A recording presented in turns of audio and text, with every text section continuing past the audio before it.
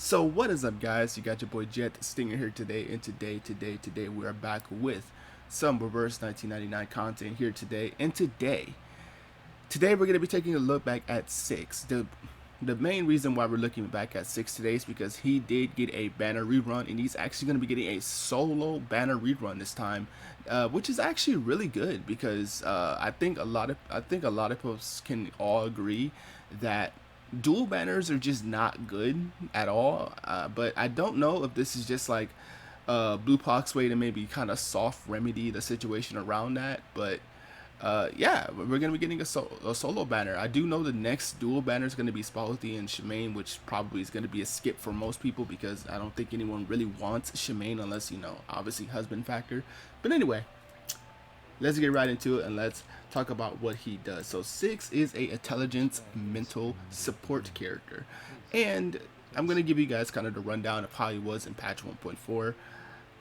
He was fantastic in patch 1.4. He was quite frankly known as the support to be.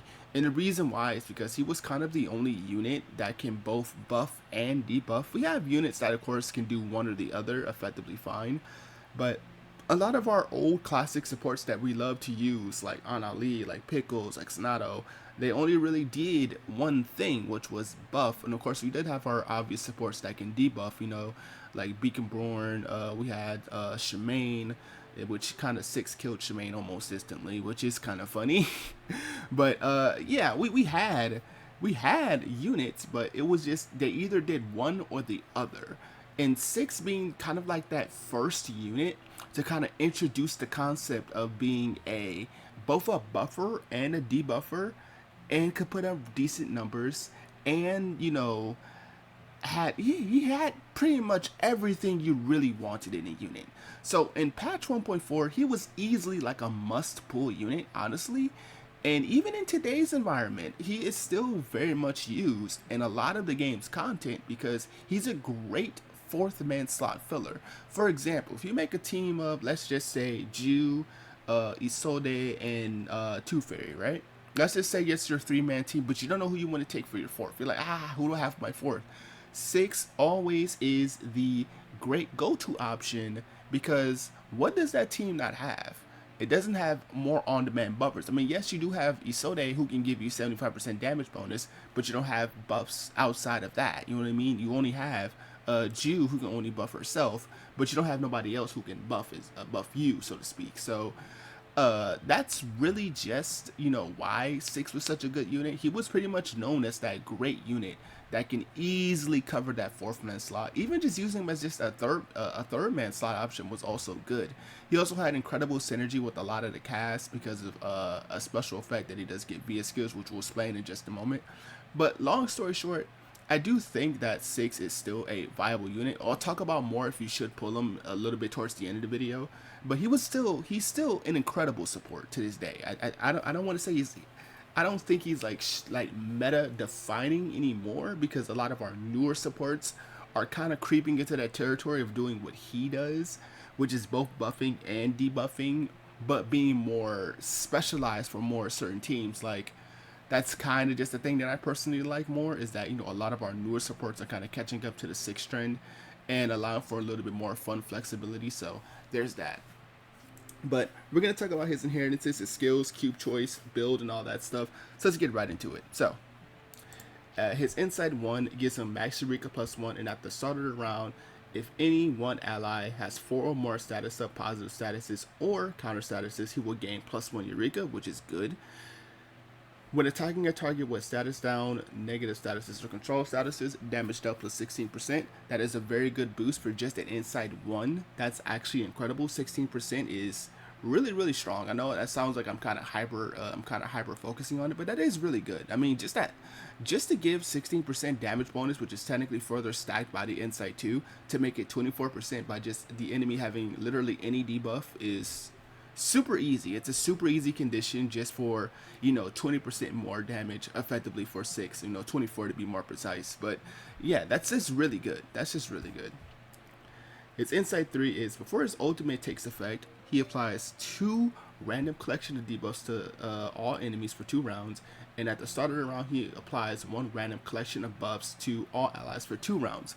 Now, what I do want to say about the Insight 3 is it's actually a really good Insight 3 because this allows for Six to continue being disruptive while putting out that sub DPS or even just pile up a bunch of debuffs. So, for example, right? You can debuff once with his card if you really need to, and then apply the ultimate, and then boom, you just set up potentially 4 debuffs on the enemy because of the 2 debuffs coming from the ult, and then the 2 debuffs coming from that's going to be coming from his debuff card when I talk about his skills in just a second, which is really, really good. And the collection of buffs being applied every single turn to your team is a really, really good way for him to kind of focus on your hyper carry, because Six is a single target buffer, which we'll talk about what his buffs do in just a second. But him being a single target buffer means that he can't always delegate AP to buff everyone. There's at least a opportunity of window out there that your teammates can get buffed by Six, because he's going to be actively passing a buff to your entire team every single turn. Now, the only downside is that it's RNG. I'll talk about why that matters in just a moment. But while it's kind of not that big of a deal, but it still kind of matters to some sort of tiny bit of degree. But I'll talk about why that matters in just a little bit. But anyway, let's talk about his skills next. So, his first skill, which is called Disciplined, it is a mass attack that deals up to 305 mental damaging to to 2 targets, my bad. Applies 2 random collection debuffs to target for 2 rounds and gains up to Eureka +3 when Eureka is at 4 or less stacks. And the debuffs that he comes with is critical defense down, reality defense, and mental defense down of 20%, which is really good. Blind miss aim, which is both damage bonus minus 30%, or when attacking either single target or multiple targets. And Fracture is just that the boss or the enemy takes a little bit of extra damage as Genesis damage, which is pretty cool. So, basically, right, whenever Six hits the enemy with an attack, he will apply any one of these buffs or debuffs just randomly. That's kind of the annoying thing sometimes, is that it's a little bit of RNG that you have to play around with Six, as opposed to other units who have more of a focused set of buffs or debuffs. For example, if you look at our old classic debuffers like Shemaine, you just know that he has reality mental shred, right? So or in damage dealt up bonus too from the debuff side, which is it's specifically tailored to that, which is fine.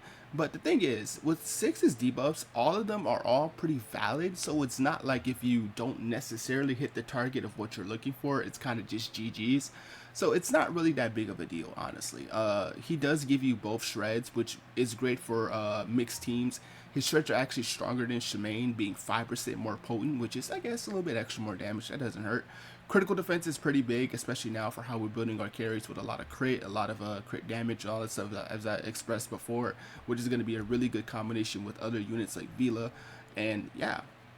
And of course, blind and miss aim is also just another way just to kind of add a little bit extra damage. So again, it's really, really cool. I do like the effect of it doesn't automatically reapply 2 of the same 6 every single time, because what this says right here is prioritized effects not yet applied. It will pretty much never want to reapply the same ones if they're already on the enemy. So if I do the skill 1 once, right, and then I get like critical defense down, mental defense down, right, that means the next time I do it, so long as these 2 debuffs are here, that means I'll roll something like reality defense and blind, or miss aim and blind. It's at least allowing you to have a better chance per use to get the debuff that you want, so you can at least ultimately set it up for how you want it for DPSing later on, or just to kind of just spread out more debuffs, which is, again, pretty fine.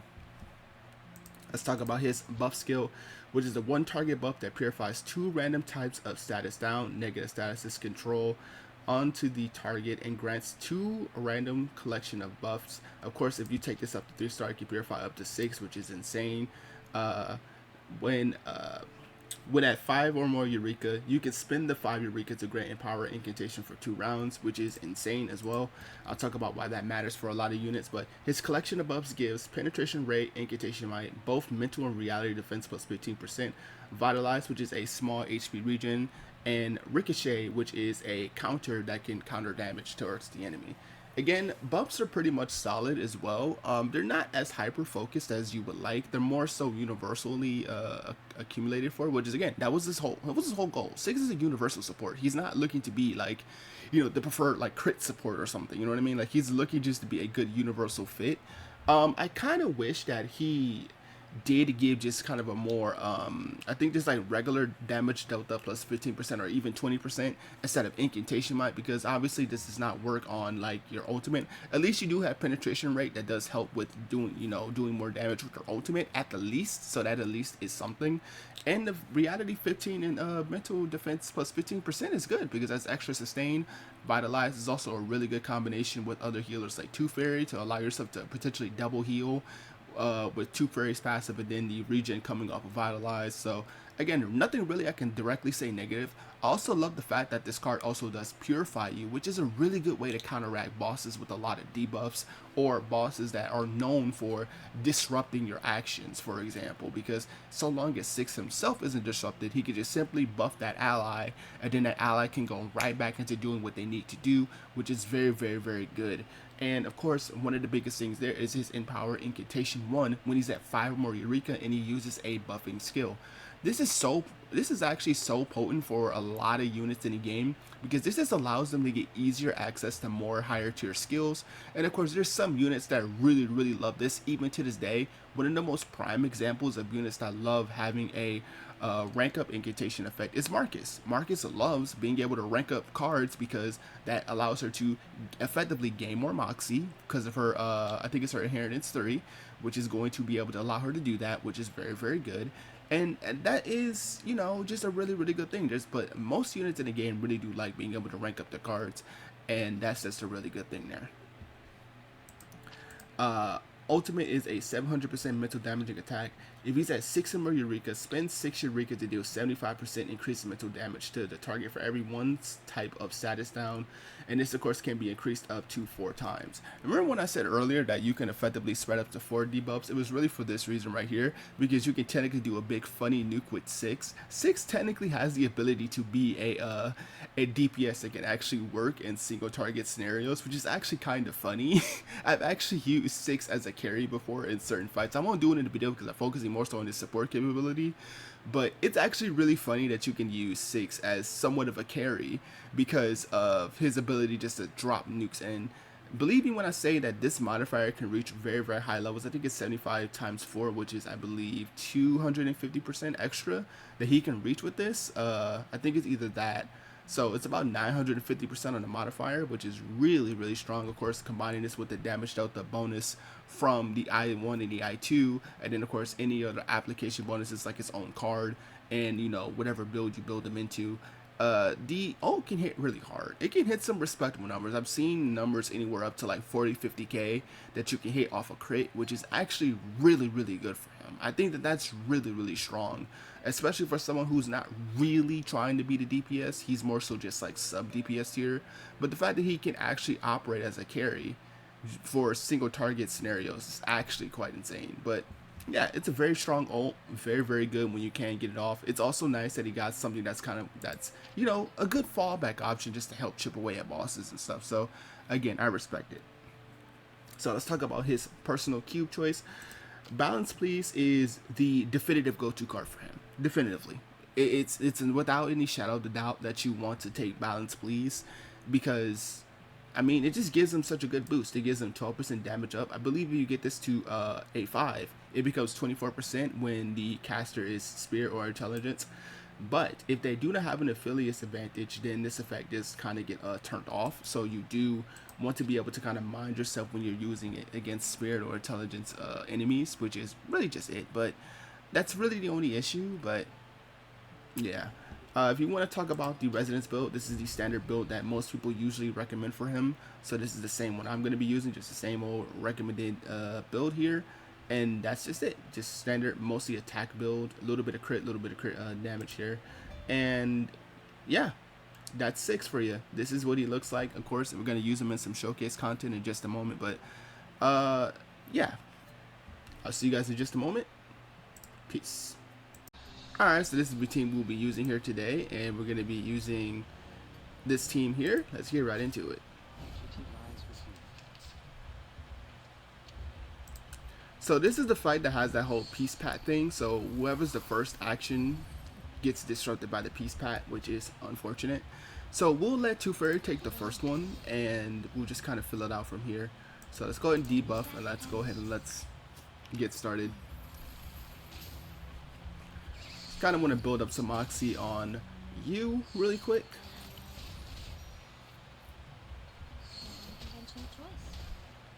So long as we kill one of them, I think that takes us to the next round. Alright, so let me see. What do we do this turn?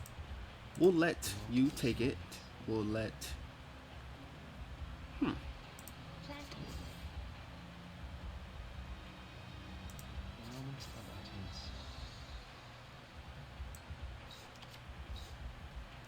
Sure.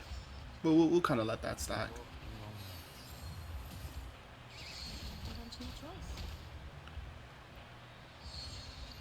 It's fine. We'll let that peace pat thing go off. That's fine.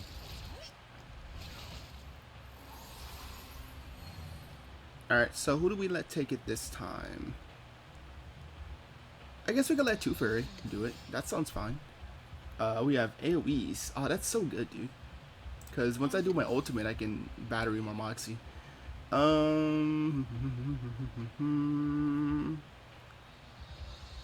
I think I ideally want to set myself up for... We'll do that, and then we'll just kind of move, because should kill.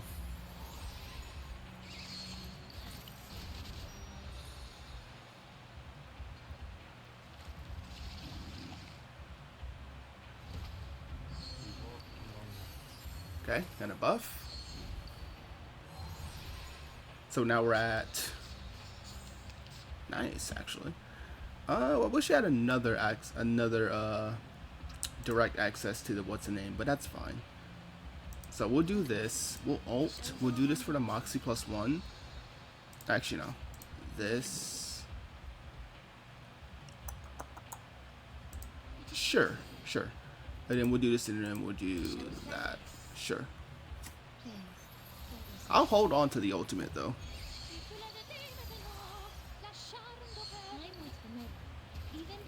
Alright, Malali, can you crit? You know, with your non-existent crit rate? Hey, she got a crit. She heard me talking about how bad her crit rate is, and she decided to crit.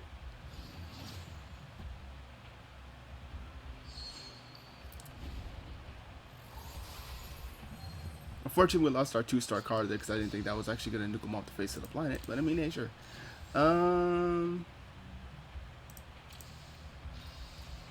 This is fine. We'll do this. We'll let 6 debuff. We'll do this. We will, I guess, heal and... Sure, I guess we'll throw this down.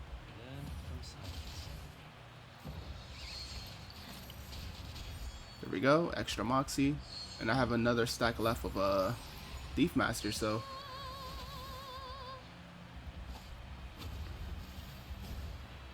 He's angry. He's angrier.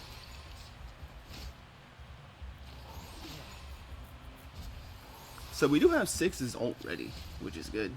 So that's good. He's dead because of Intermizo. I think we can set it up to allow everybody to nuke. It's going to be a little bit tricky though, how to set this up perfectly, I feel.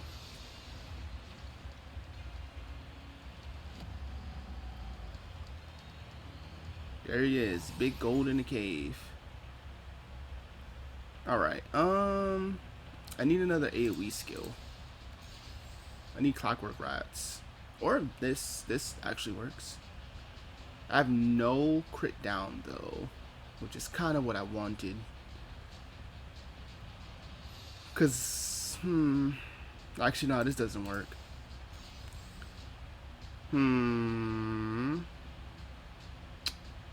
Still didn't give me what I wanted, but that's fine. Alright, so we will just do... We'll do this. We will just spread burn, attack. We won't buff, and we can't do Two Fairies ult yet, so sure.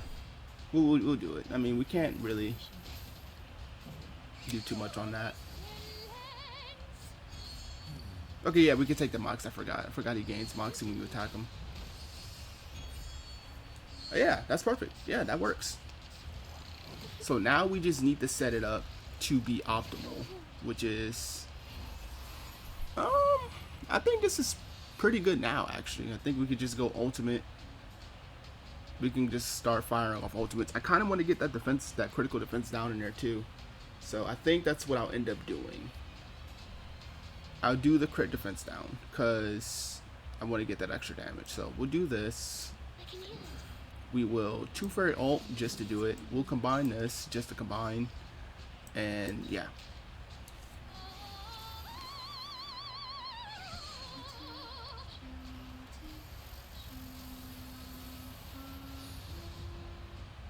Extra damage in there, why not? Alright, boom. So we need for a 2 fairy card to appear. So 2 fairy can take the effect. So okay, perfect. 2 fairy. We will this. We'll let 6 go first so we can get that big damage multiplier. We'll just let Monalia probably finish him off. If that kills anyway. I don't know if this kills.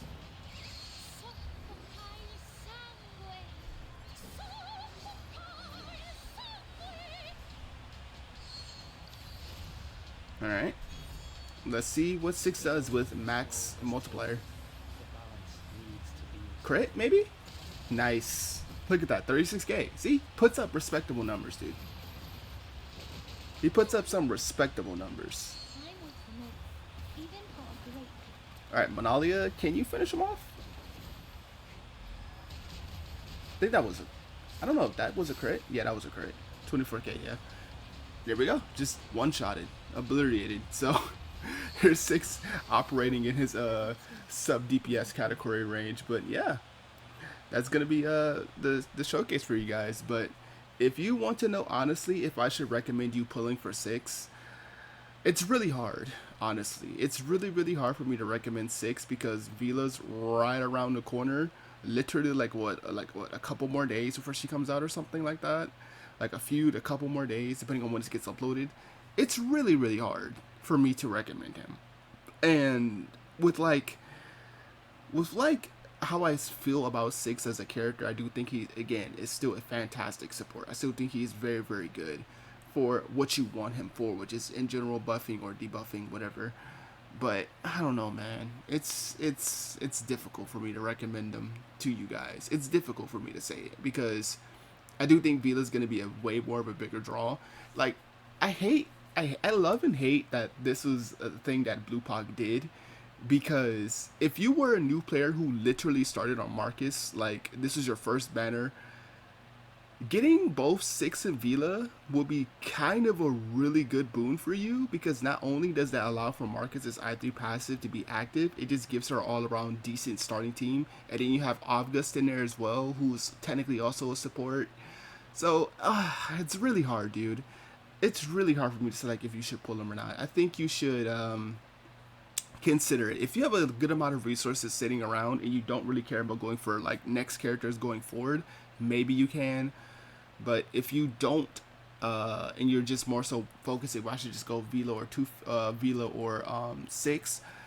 I kind of maybe have to say Vila still. I just think Vila is too much of a hard draw not to get, you know, for those of you who are newer and those of you who are unsure if you should invest in 6 or not. But if you want to try your luck at 6, maybe you might get them early. By all means, you can. But as always, this is me, your boy Stingren. I'll see you guys next time. Peace.